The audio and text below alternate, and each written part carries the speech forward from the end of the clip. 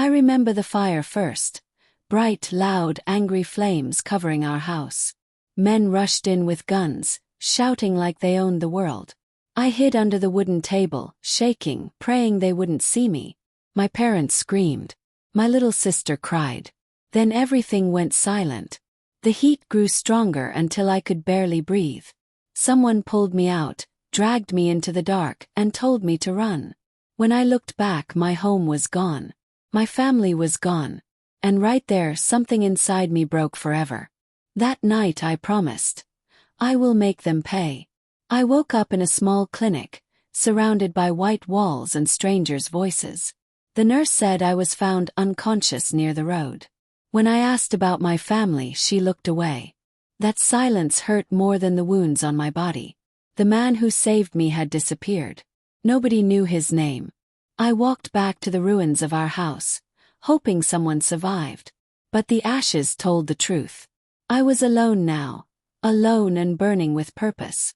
At the police station I explained everything, the attackers, the fire, the gunshots. The officer wrote slowly, yawning like my pain was entertainment. Later I heard him laughing with another officer. "Chief Baradon will settle it," he said. "Case closed." My heart froze. They knew and didn't care.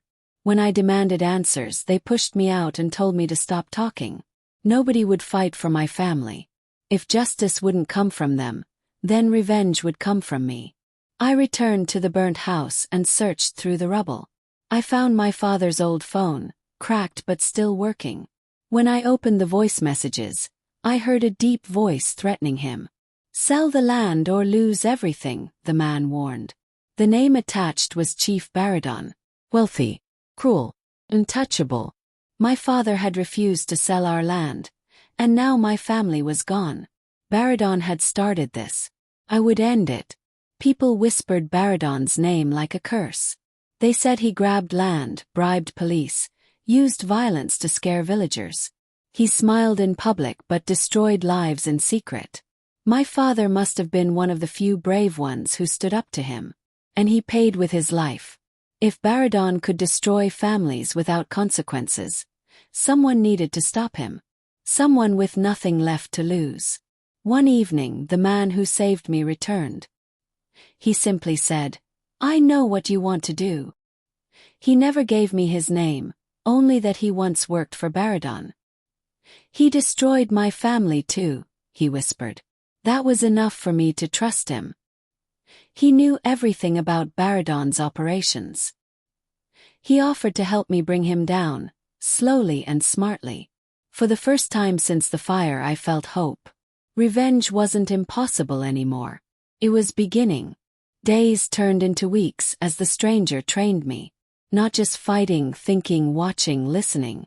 "Revenge is not anger," he said. "Revenge is patience." I learned how to move quietly, gather evidence, and defend myself. Every night I dreamed of my family. Every morning I woke ready to fight for them. I was no longer the broken child hiding under a table. I was becoming something dangerous. Our first target was the man who led the attack on my home. He drank every night, bragging about the things he'd done. We followed him and caught him alone on a quiet road. He tried to fight, but fear defeated him quickly. I recorded everything as he confessed. Baradon's orders, the payment, the plan. I didn't kill him. His confession was evidence the world needed to see. It was the first crack in Baradon's empire. We tried giving the recording to the police, but they refused. Journalists were too scared. Community leaders avoided us. Fear controlled everyone. That made me understand something. This wasn't just about me. It was about breaking a chain of fear wrapped around the whole community. If the system was rotten, we needed a louder way, one that Baradon couldn't silence. The stranger revealed Baradon was planning a bigger attack, an entire village refusing to sell their farmland. It was going to be worse than what happened to my family. That changed everything. I didn't just want revenge. I wanted justice for people who didn't know they were in danger. We collected documents, pictures, and secrets. Every piece of evidence felt like a weapon. Revenge had become a responsibility. One night, We sneaked into Baradon's mansion. Inside, we found rooms filled with documents, weapons, and lists of families targeted next. My heart broke when I saw the stranger's family name. Baradon had destroyed many lives. We copied everything, but as we escaped, Baradon's men spotted us. We barely made it out through a broken window. Baradon now knew someone was coming for him. But let him feel fear. The next day, Baradon's men captured the stranger. They sent me a message. Come alone or he dies. It was a trap, but I couldn't abandon the man who saved me. I hid cameras and evidence in my clothes. Even if I died, the truth would survive. I walked into Baradon's warehouse, hands raised. He smiled, thinking he had already won. But I had something he didn't: truth, courage, and nothing left to fear. Baradon ordered his guards to kill us slowly. But the stranger and I fought back with everything we learned. Chaos filled the warehouse. Boxes fell, windows shattered, and alarms screamed.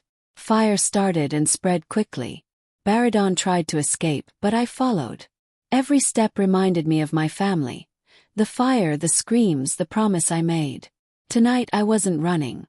Tonight I was the fire. We cornered Baradon outside as the warehouse burned. He dropped to his knees, begging. I can pay you anything, he cried. But money meant nothing to me. I pressed play on my recorder, letting his confession echo loudly. People nearby heard everything. The police arrived, and this time they couldn't protect him. Baradon was finished. His empire collapsed in minutes. Baradon was arrested. His men scattered. Villages once living in fear celebrated. The stranger and I walked away from the flames, wounded but alive.